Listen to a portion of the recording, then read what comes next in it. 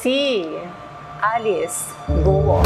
This woman was protected by somebody behind him. So malaking ang nagpo-protect sa kanya. Meron dalawa. Malaking tao. Malaki. Susunod na natin ang family ng mga Duterte. Kanda ka na ba, sis? Sige. Kaya mo pa ba? Oo. Ayun kasi politics. Yung ating former president, may mga haharapin siya. Parang kinikilibutan ako. Ba't ganon? Grabe ka. Ba't kinikilabutan ako? Okay, sis, may tatanong ako sa'yo.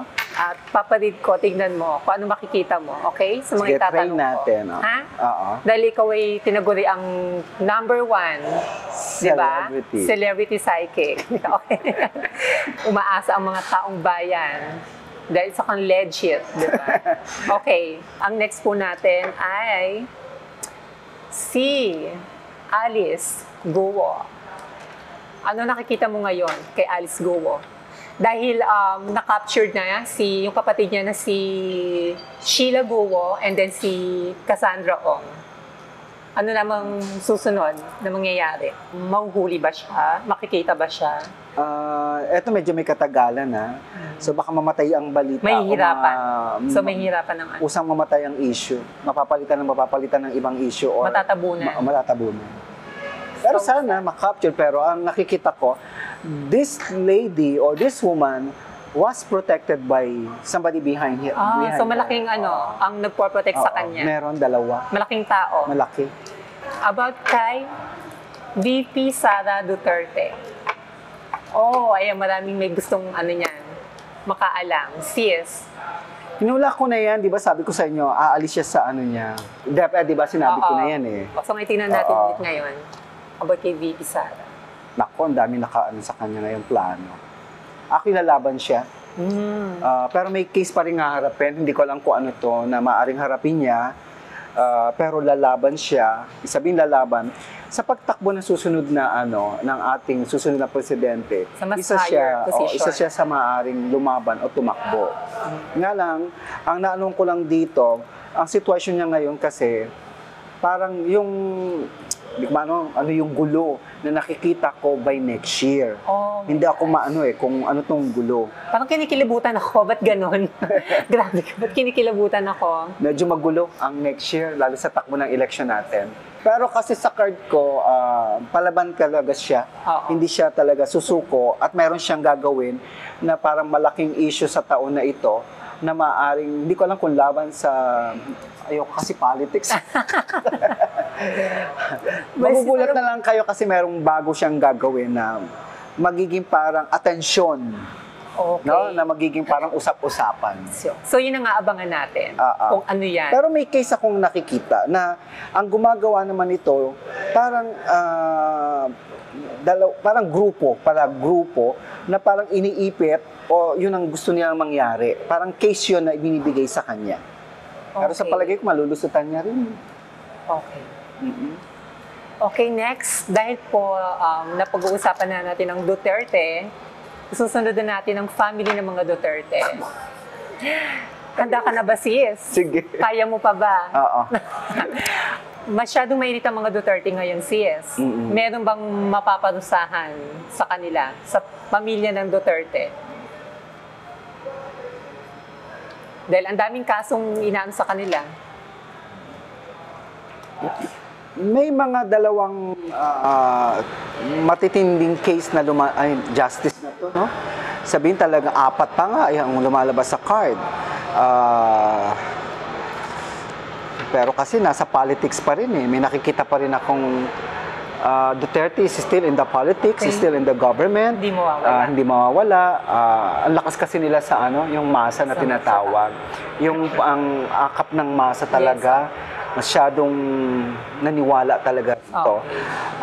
Ang nanuhan ko lang, medyo yung dating ating former president, may mga haharapin siya na parang feeling ko ang magbibigay ng case labas ng parang ibang bansa. May nakikita akong ganoon.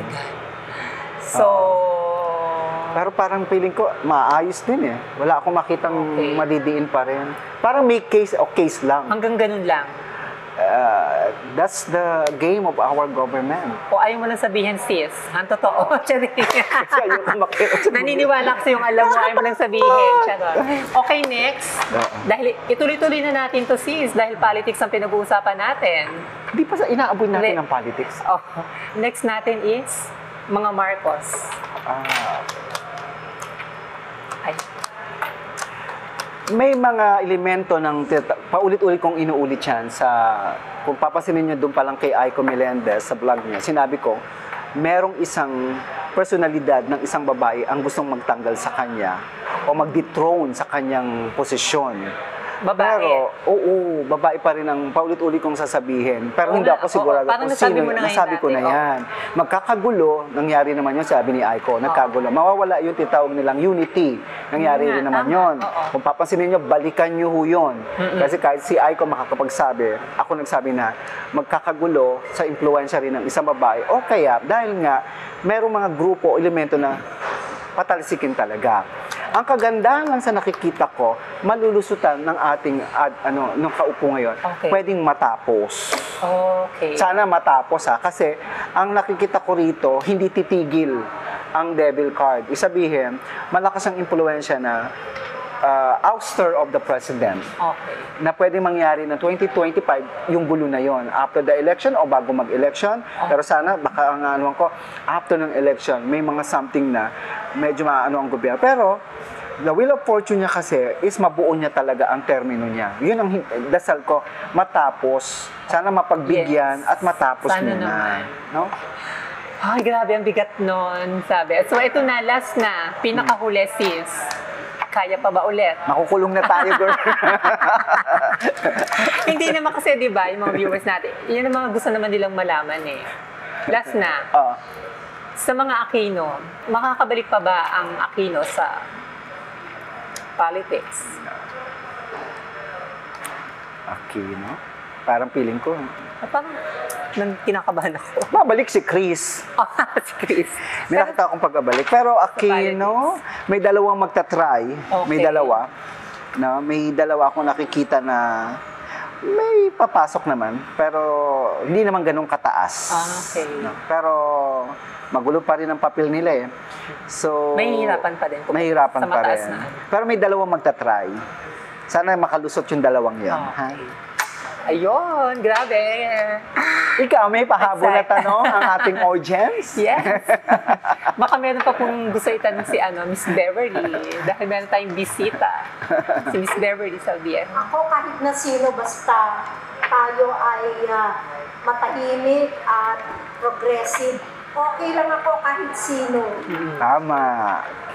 Ang sa akin lang naman, ang mga nakita namin sa ngayon, ito'y lang ho lang naman, isang gabay. Yes. Pwedeng magkamali ako, pwede rin naman ang tumama ako. Yes.